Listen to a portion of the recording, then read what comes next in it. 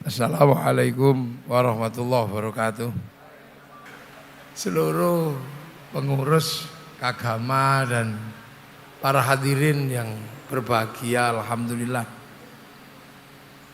Iki temane merawat persaudaraan dalam rakyat, cita kemanusiaan dan kebangsaan. Iki angel nih. Ini intelektual itu kalau bikin judul angel. Ini cara kiai iki mek siji tok nih.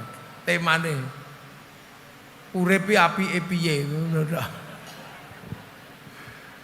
Jadi memang yang mesti diletakkan dalam dasar yang paling utama adalah kemanusiaan. Jadi kemanusiaan ini adalah tema terbesar dalam kehidupan. Karena hampir segala urusan itu berujung dan bermuara kepada manusia. Jadi seluruh urusan di dunia ini ujungnya manusia.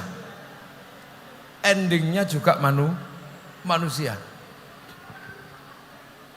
Jadi jangan pernah lupa bahwa segala urusan di dunia ini adalah urusan manusia. Makanya kemanusiaan itu di atas segalanya, karena ujung dari segala urusan itu manusia.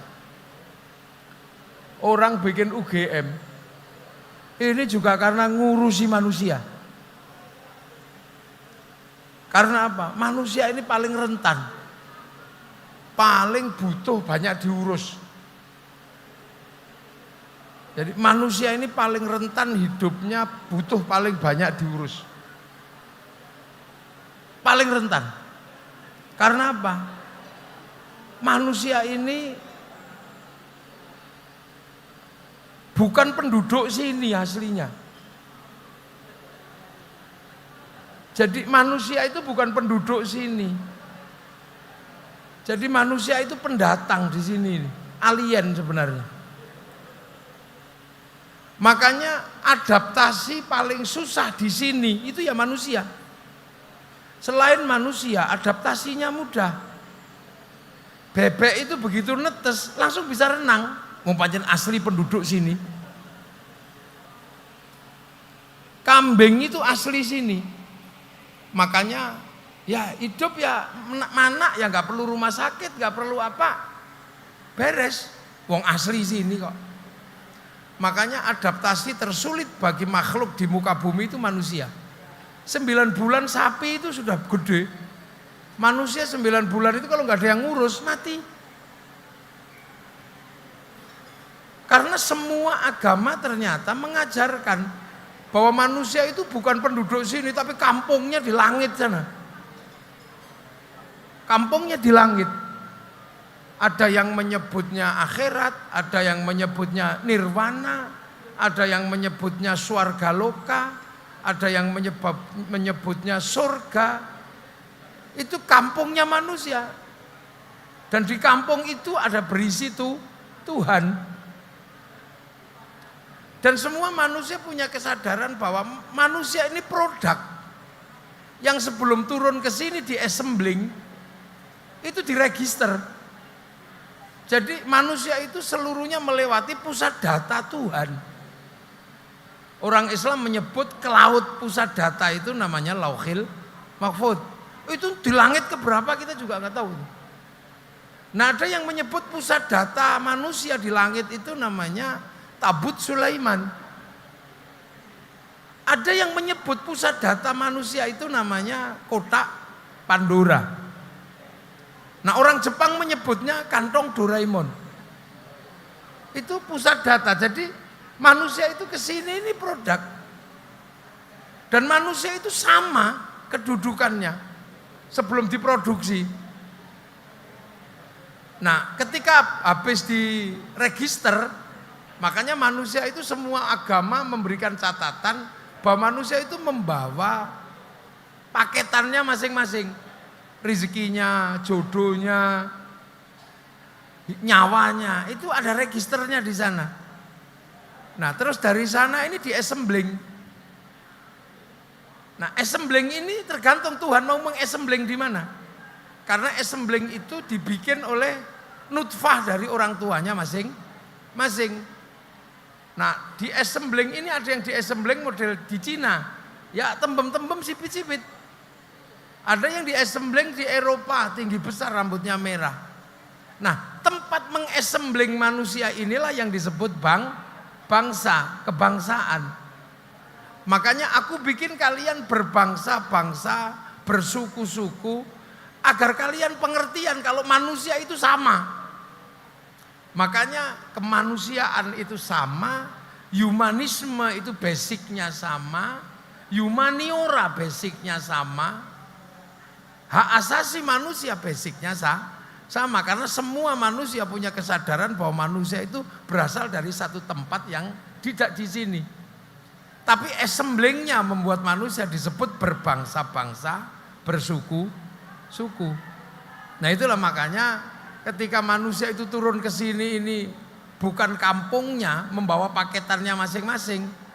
Maka manusia selalu dikatakan kamu jangan lupa bahwa dirimu ini terhubung dengan cloud yang sana. Cloud itu yang membuat apapun yang kamu kerjakan terdeteksi secara digital. Seperti handphone ada kartu, dimasukkan ke dalam handphone, apapun yang dilakukan oleh handphone, jejak digitalnya ada karena kartu terhubung dengan provider. Nah, manusia ini terhubung dengan provider, dengan lauh kalau Islam, kalau yang Nasrani Yahudi dengan tabut Sulaiman, kalau yang orang Yunani dengan kotak Pandora, yang Jepang dengan kantong Doraemon. Makanya manusia yang di-assembling ini sama. Terhubung, jejak digitalnya nggak pernah hilang. Makanya manusia di sini ini jangan sampai melakukan sesuatu yang tidak baik. Karena assembling ini hanya melakukan mekanisme dan kerja sosial, kerja sosiologi, kerja antropologi, tapi hasil pekerjaannya di-save oleh memori yang namanya nyawa atau roh. Roh ini sistem kerjanya adalah merekam seluruh kegiatan assembling dari awal sampai akhir.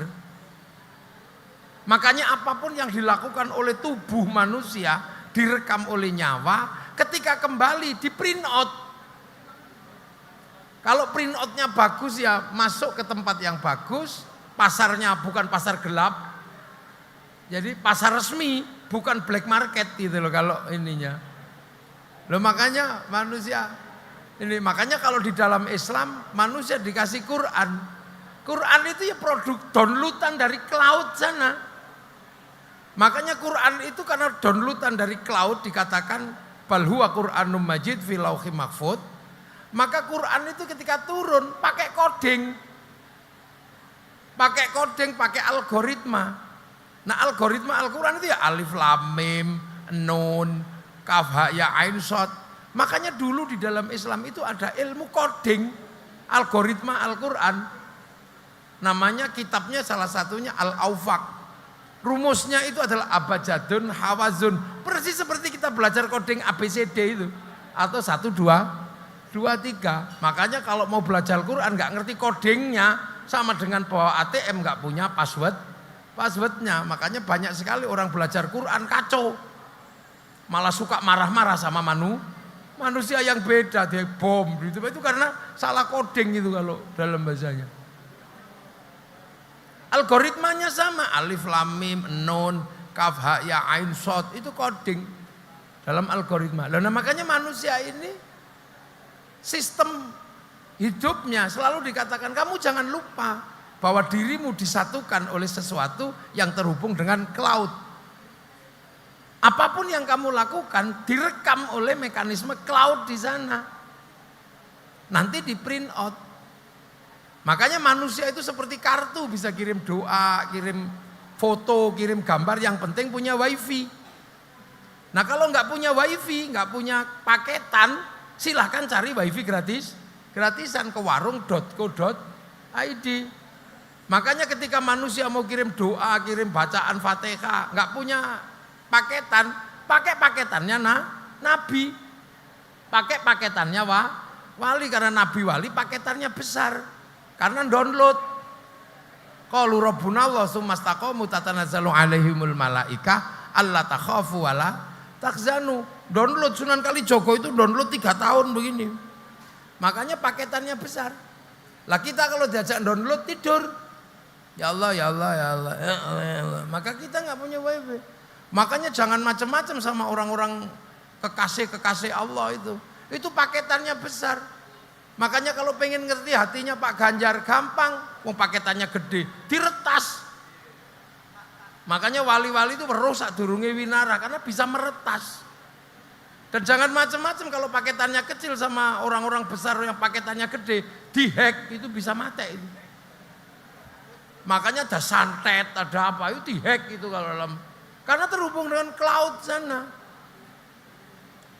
Loh makanya kalau kita nggak punya wifi, kita pakai wifi-nya Nabi, dalam bahasa santri adalah tawassul ila hadratin Nabi ilmus wafa wa ila jamil anbiya wal mursalin, baru mengirim Fatihah kemana nenek moyang kita, abaina ummahatina masyayikhina wali jamil muslimina wal muslimat wal minat al-khim al-Fatihah, dikirimi semua. Share it itu namanya. Nah ada orang tidak percaya, masa doa bisa dibagi? Jangankan doa, sepak bola U23 yang ada di Qatar itu bisa dibagi, karena di syuting satu orang dinaikkan ke satelit, oleh satelit dibagi ke seluruh dunia, namanya siaran langsung, bagiannya sama. Makanya kalau orang nggak percaya doa bisa dikirim dan dibagi, orang itu nggak punya TV. Duh, ini nalar cloud ini. Makanya di dalam nalar cloud ini sama manusia.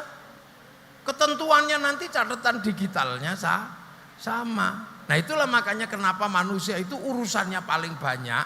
Karena bukan penduduk sini, nanti pulang. Makanya orang Islam menyebut roji'un.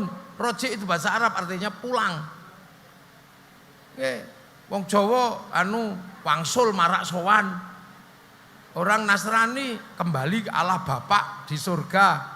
Orang Yahudi, Nasrani, orang Hindu kembali ke Swarga Loka. Orang Buddha kembali ke Nirwana, kembali ke kampungnya. Makanya karena ini bukan kampung manusia, maka di sini urusan manusia paling banyak karena rentan punah. Makanya seluruh urusan ini kan urusan manusia sebenarnya.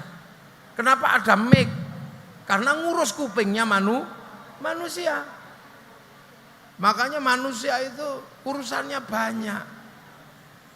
Makanya kalau di dunia ini ngerti urusan manusia, hidupnya enak karena manusia butuh diurus banyak. Ngurus nya manusia aja punya pabrik Pampers.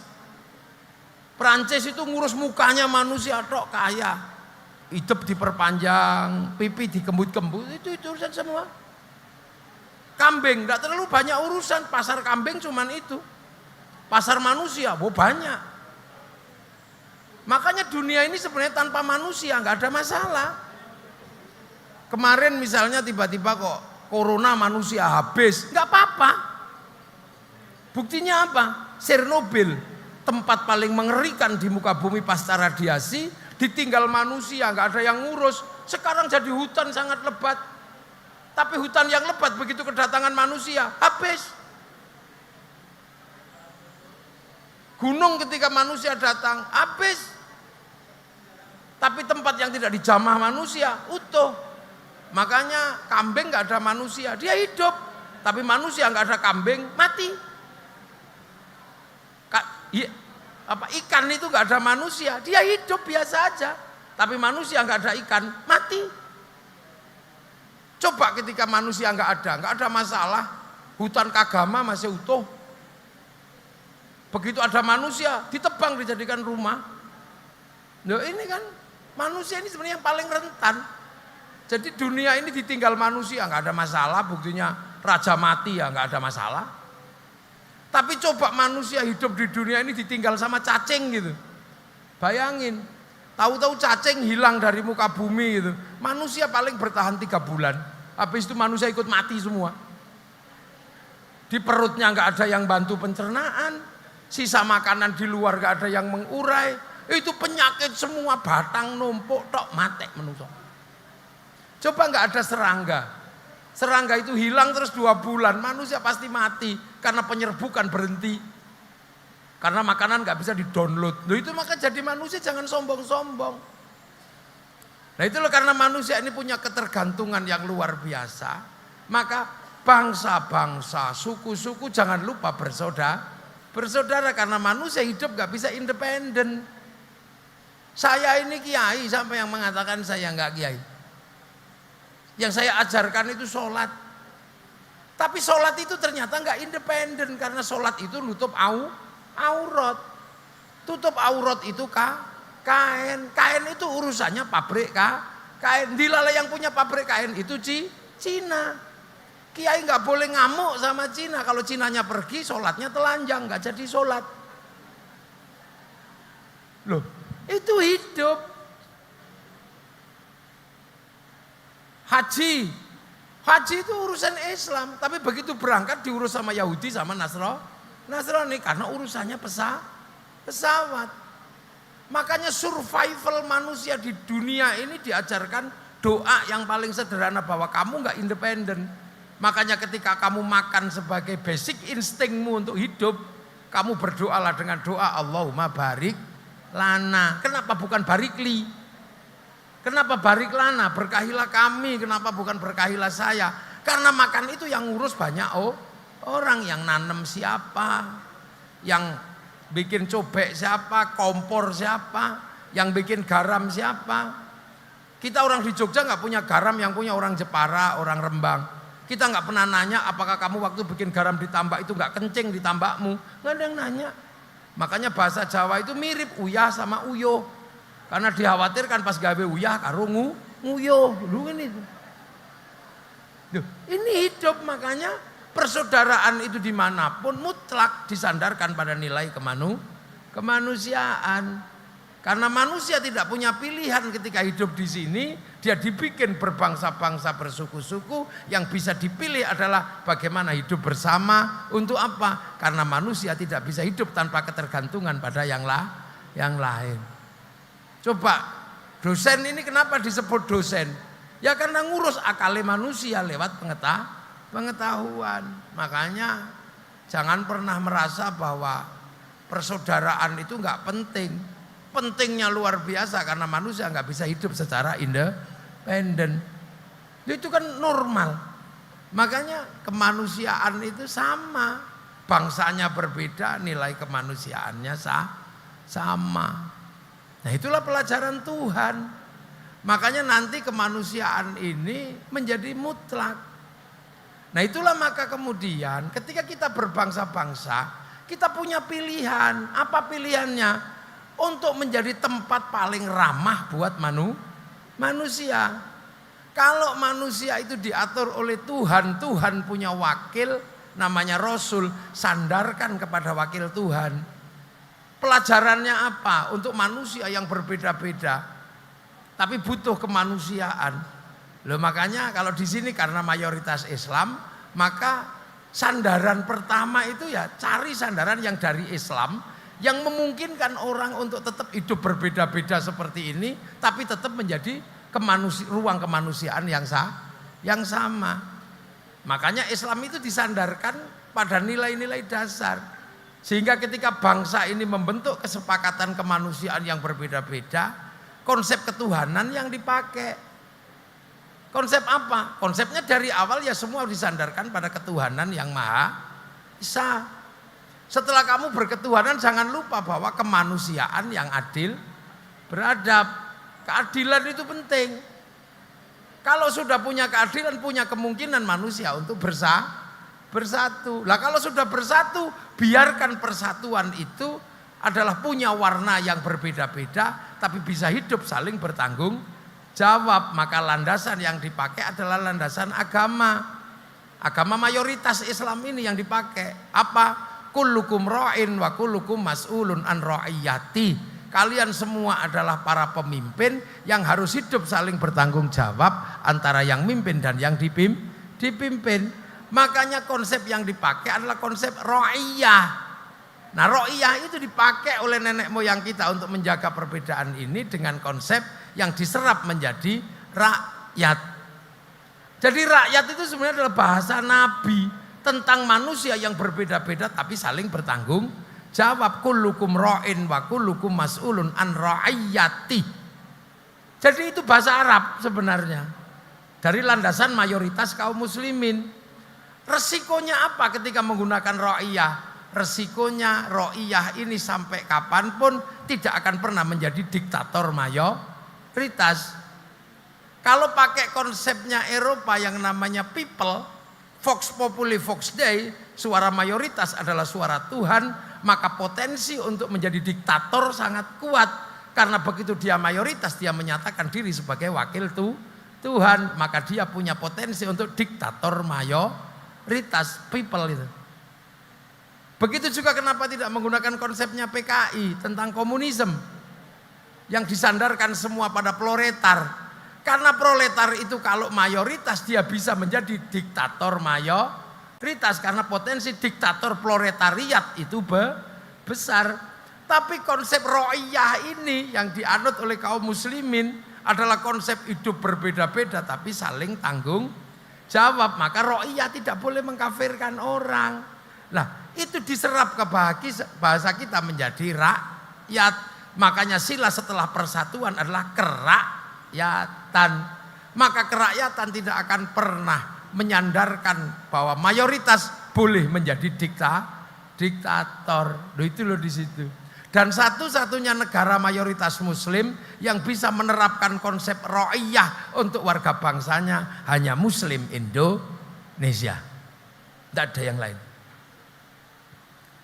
Itu makanya ro'iyah, sehingga dulu yang tadinya kawulo gusti bisa berubah.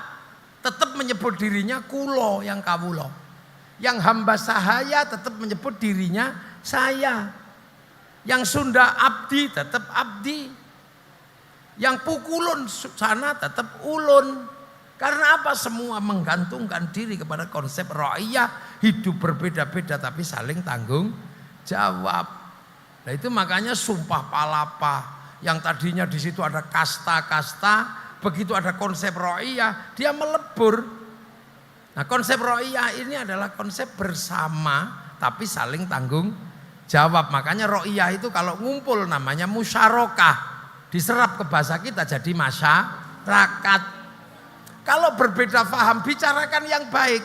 Wasyawirhum fil amri, maka kalimat yang dipakai adalah musyawarah. Nah kenapa dulu yang nata ini? Kenapa? Yang nata siapa? Kok teritorinya ro'iyah disebut wilayah? Karena yang nata itu adalah para wali. Karena al-wali punya wilayah. Nah itu maka di Indonesia dikenal ada wali.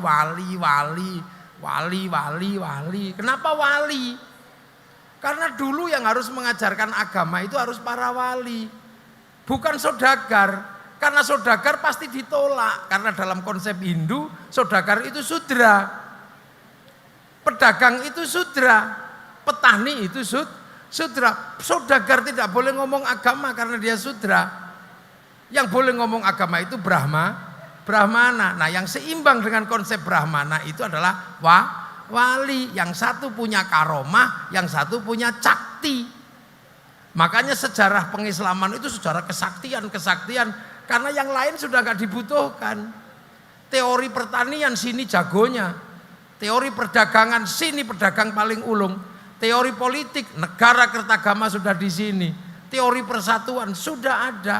Teori perang komplit. Yang dibutuhkan adalah peralihan dari Brahmana ke wali. Nah itu yang kadang digugat, kenapa yang ke Eropa itu panglima perang, yang ke Cina pedagang, yang ke Afrika sahabat, yang sini kok wali? Karena bangsa yang beradab, agama dipegang oleh otoritas Brahmana, yang imbang dengan Brahmana itu wali. Nah itu sebenarnya konsepnya ilmiah. Cuman karena yang lain gak mau belajar, jadi kadang terus itu disebut musyrik, bid'ah, kuburannya isi hantu, itu karena gak ngerti sebenarnya. Nah konsep ro'iyah inilah yang akhirnya menyelamatkan. Yang Arab satu bangsa bisa pecah puluhan negara, Eropa satu bangsa pecah puluhan negara, Afrika satu bangsa pecah puluhan negara. Kenapa kita puluhan bangsa, suku dan agama mampu bersatu dalam satu negara kesatuan Republik Indonesia? Ya karena konsepnya berbeda-beda tapi hidup saling tanggung jawab. Dan itu kita pilih dalam hidup kebangsaan yang namanya Indonesia. Makanya santri-santri seperti saya yang tahu proses ini itu tidak pernah ingkar NKRI harga mati. Karena kalau NKRI tidak harga mati, kekacauan terjadi, manusianya mati karena perang kacau, agamanya rusak karena kekacauan. Maka NKRI yang dibungkus persatuan ini harga mati. Karena kalau NKRI tidak harga mati, manusianya yang mati dan agama yang mati.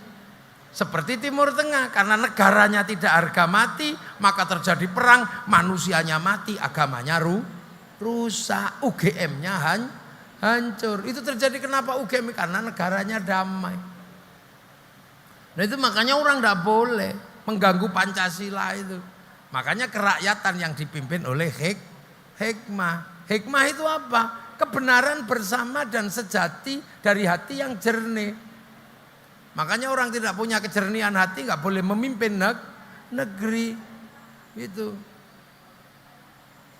Loh itu makanya kita ini balik ke situ. Nah ini namanya makanya kemanusiaan yang adil dan beradab itu hanya bisa dibangun kalau semua manusia hidup saling bertanggung jawab. Maka konsep yang dipakai konsep ra'iyah, maka strukturnya adalah kerakyatan yang dipimpin oleh hikmat, kebijaksanaan, permusyawaratan, perwakilan. Ini konsepnya baru tercipta keadilan sosial bagi seluruh ra'iyah Indonesia. Jadi makanya manusia ini kalau ingat itu, you pengen balik, print outnya bagus atau tidak, ya tergantung seberapa kuat kita punya rekaman yang baik. Jadi Indonesia ini sebenarnya sebuah negara yang sudah dipersiapkan dalam waktu yang sangat lama oleh para pendiri bangsa. Semenjak zaman sebelum Gajah Mada, semenjak menjadi NKRI paralel. Jadi Bhinneka Tunggal Ika itu paralel dengan konsep ra'iyah, paralel dengan konsep permusyawaratan perwakilan. Ini paralel. Jadi belum ada yang mengingkari apa? Struktur sosial, politik, sosiologi, antropologinya paralel. Makanya Indonesia bisa menikmati situasi seperti ini. Karena apa? Kita punya kesepakatan bahwa kemanusiaan itu harus adil karena dia tidak bisa bedakan apapun. Tapi bahwa hanya problem kebangsaan yang membuat manusia berbeda, karena itu takdir Tuhan di-assembling di mana? Proses kembalinya tubuhnya ini menjadi alat rekam terbaik. Maka ketika manusia pulang ke kampungnya, cuman di print out itu aja, jejak digitalnya apa. Makanya kalau manusia hidup di dunia karena paketannya ada, kalau mau dimatikan tinggal paketannya habis ya kick gitu aja. Malaikat mau nyari manusia gampang, tinggal di Sherlock itu ya selesai. Kan cloud itu, pakai cloud, Lauhil Mahfuz itu kan cloud. Ya itulah. Maka alhamdulillah Universitas Gajah Mada sampai hari ini masih konsisten bahwa nilai-nilai kerakyatan, nilai-nilai kemanusiaan dan nilai-nilai kebangsaan harus dijunjung tinggi dalam satu wujud negara kesatuan Republik Indonesia. Dan harus memilih bahwa kenapa harus ada NKRI harga mati. Kalau NKRI tidak harga mati, maka yang mati adalah manusianya karena negaranya rusak. Negaranya hancur, negaranya carut marut, manusianya saling bunuh, bisa bunuh-bunuhan antar agama, antar suku, antar bangsa. Dan agama yang dicita-citakan manusia bisa hancur karena tidak ada keamanan. Orang ke masjid juga masjidnya rusak, orang sekolah juga sekolahannya rusak. Makanya menyelamatkan wadah dalam bahtera ketika kita berlayar itu lebih penting daripada ngurus perkelahiannya dulu. Yang diurus pertama adalah kapalnya, jangan sampai karam. Kalau kapal sampai karam, semua yang di atas akan mati. Makanya semboyan NKRI harga mati adalah bahwa pusat dari penyelamatan manusia biar nggak mati adalah negara yang aman. Dan kita memiliki konsep ra'iyah, konsep hidup berbeda tapi saling tanggung jawab. Maka saya mohon kalau nanti ada anak-anak UGM, ada alumni Kagama yang tiba-tiba mempersoalkan negara ini dalam konsep agama, jelaskan bahwa negara paling syar'i di dunia adalah negara Indonesia. Assalamualaikum warahmatullahi wabarakatuh.